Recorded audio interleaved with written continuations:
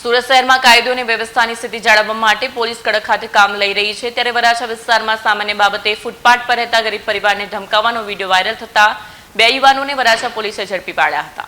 મળતી માહિતી મુજબ આ સમગ્ર વિવાદની શરૂઆત સુરતના વરાછા વિસ્તારમાં આવેલા એક જાહેર શૌચાલય પાસે થઈ હતી. ફૂટપાથ પર રહીને ગુજરાન ચલાવતા દેવી પૂજક પરિવારના સભ્યો અને આ 2 યુવાનો વચ્ચે શૌચાલયમાં પહેલા કોણ જશે તે બાબતે સામાન્ય બોલાચાલી થઈ. આ સામાન્ય બોલાચાલીએ ઉગ્ર સ્વરૂપ ધારણ કર્યું.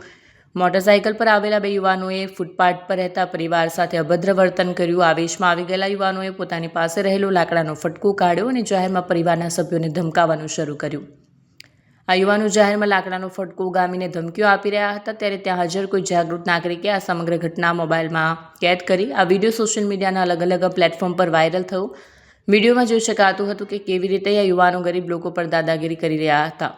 જે યુવાનો થોડીવાર પહેલા લાકડાના ફટકા સાથે સૂરવીર બન્યા હતા, તેઓ હમણાં પોલીસ સ્ટેશનમાં આવતા જ પોપટ બની ગયા.